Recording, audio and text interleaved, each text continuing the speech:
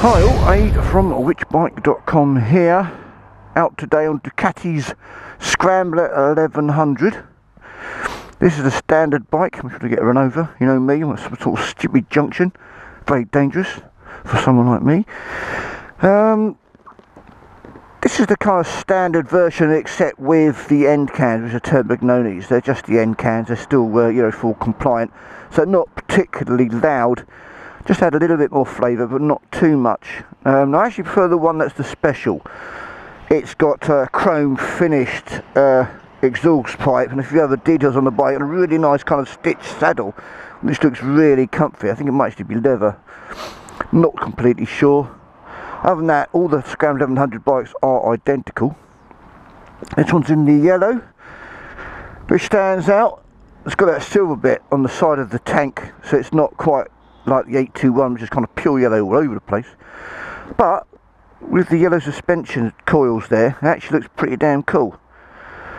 Also, it's got the huge chunky tyres, setting it out from other bikes and as part of the Scrambler range.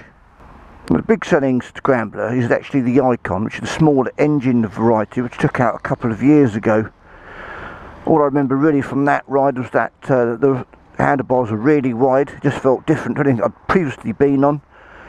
It was comparable in delivery to a bike like the MT-07 at that time, and obviously was a competitor for your money, albeit slightly more expensive than the MT-07 at that point. This 1100, I've just been down here for a couple of minutes and parked it up. It's not got the character of the 821. It's a twin engine again, but the other one, the 821, seemed to pop a lot more. Just seemed like it was a bit more of an experience engine wise. This one, of course, is smoother. Let's have a look. So wishy washy woogie. There it goes, a couple of lights down there. Speed up to 300. Christ, that's a bit ominous. But got a nice place to sit actually. Nice big wide wing mirrors. Again, it's another wide handlebar. When you first turn it, it seems to pull on itself due to the law of physics, and it seems you're going to turn tighter than you're meant to, and you have a slight concern you're going to drop it. But that goes fairly quickly, and it's something you get used to, but actually, again, it's a wide handlebar. My feet are snugly, fully down, flat. As usual, I mention it for those who don't know, I've got a 30-inch inside leg and I'm 5'10", pretty much averaged arm length. It's quite good. The suspension's quite soft and bouncy. Doing, doing, doing. So that should bode well for the UK roads particularly. Right, start her up. Okay, so it's got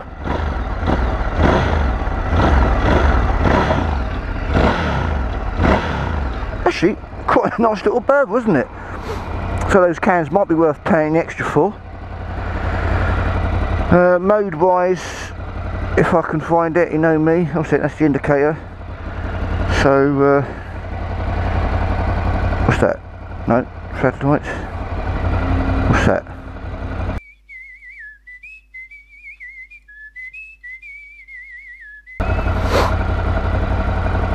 Just spent a couple of minutes trying to work out the bloody buttons. Now the dealer did tell me, but it went in one ear and straight out the other. Oh dear. But this one on the left here, the up and down arrows, toggles between different little views, range, trips, temperature settings, etc. It's got a flashlight above it, full beam flashlight, horn at the bottom. Ooh, typical little Italian horn. Now, what's this button do? Enter. Not a lot. If I press it to the right, the indicator goes to the right. Oh, that's because it's the indicator. Hold on a second. So how do I change the modes then? Flipping here, you did change this as well. Ah, right, okay, you press that button in, hold it down for a bit, and then you can see them up. It's got active, journey and city. Journey being the middle one, city being the lesser of the modes with a softer throttle. Just put up to active. Okay, stick the first gear.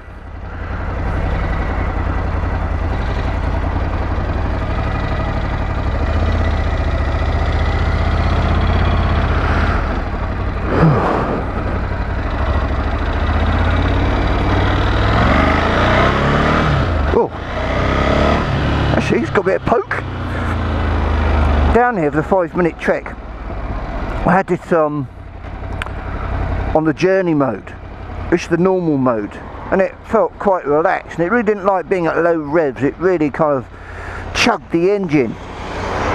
Now in the active mode, which is the most aggressive, it actually transformed the bike very nicely. It's more like other bikes now. Deliveries kind of seems to be a lot smoother. The bike seems to like this mode more. And again, a bit chuggy there. It just doesn't like low revs, this bike. But again, typical Ducati, it's got quite a nicely connected throttle, which is good. Right, seating position.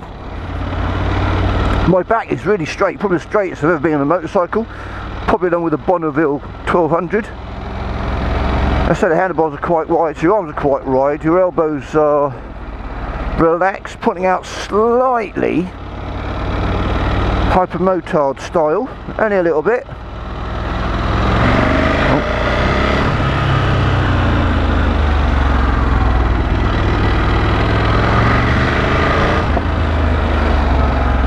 Interestingly, I'm a bit of a jockey position. The foot pegs are quite high, so your knees are quite bent, no great shakes. One thing I have noticed, which I do find a little bit iffy, is the gear lever on my left foot is really close to the pedal. So I've kind of, at the moment, I'm constantly trying to slip my foot between the two to change gear up and down. And of course it hasn't got a quick shifter either. So changing gears at the moment is a bit of a rigmarole. Something that a bike owner would get used to straight away. It's going to take me a while to get used to that, probably. Like most Ducatis, it does like going into neutral instead of going from first to second. But again, something you get used to. Wing mirrors are pretty good. I'd say about 75% viewing, 25% being the elbows. So that's pretty good. Certainly more than fine. Yeah, it's making quite a nice little noise. Actually, those end cans. Bike's very comfy. I mean, going over bumps, it's a delight. Of course, it's got very compliant suspension. It's not a race bike. It's not even a sports bike. It's really kind of well, I call it a scrambler, but it's probably a cruiser, near a cruiser actually. It's just a bike you can pop on, ride without having to think too hard. Well, pop off the pedal on the left, and off you go. Getting used to that instrument display at the moment, only because it's vastly different. A rev counter is even less viewable than it is in other bikes. Actually goes from right to left at the bottom of the round clock. Speedo and gear indicator are quite small, but on their own little screen, as you can see on the left there. So 34, third gear. You have to look down quite a bit, even though it's quite a high setting. My wrists are quite high compared to where my arse is. So I'm just wondering, because my back's really straight, if actually that's going to be worse than when you're slightly leaning forward at an angle, which takes a bit of weight off the back and onto the wrists. That's an important consideration for me. I've got a dodgy lower back. That's painful most of the time. Or certainly gives me jip. And I've got a suspicion that might not be a good thing. I don't know, because I've never ridden a bike that's this city-uppy before for any huge amount of time.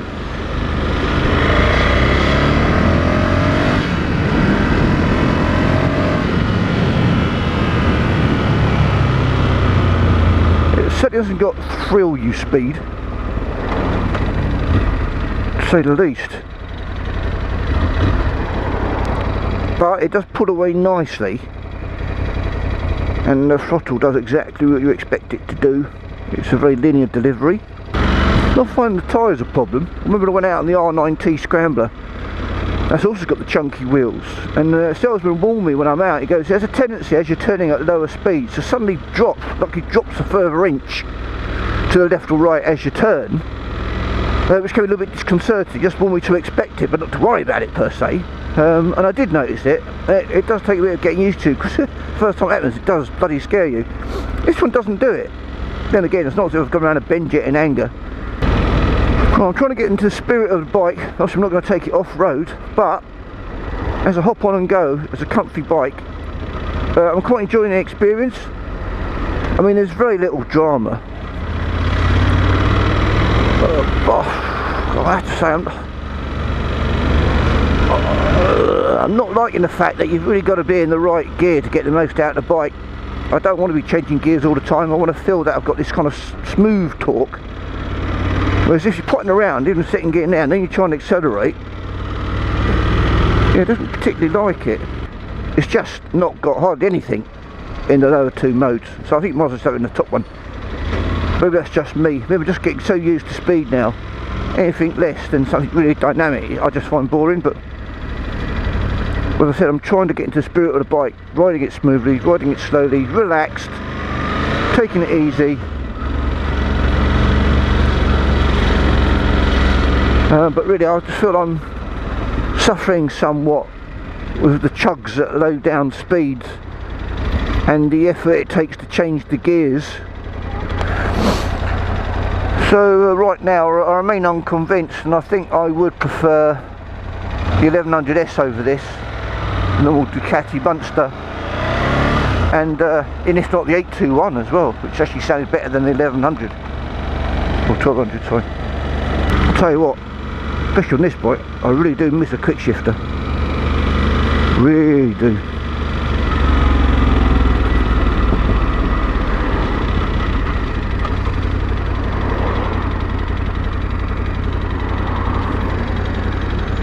Oh look, cobbles. Flipping out, it stinks. Flipping out, I hate being behind. That depends. Does that count as being off-road? Okay, works for me.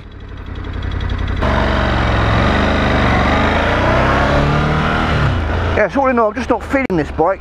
I'm sorry for those who really like it. I mean, I love the way it looks. I love the detailing on the special.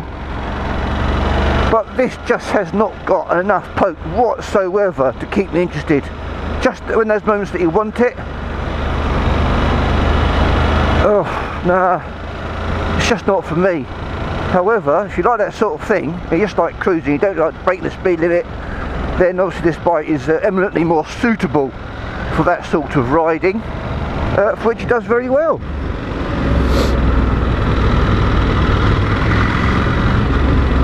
So really, I thought I'd end it there. So yeah, a bit disappointed to be honest. Maybe I'm getting too fussy in my old age, blimey. I mean, it's not exactly a bad bike here, it's still a cracker. Oh dear, okay, well, Aid signing out, so take care and ride safe out there.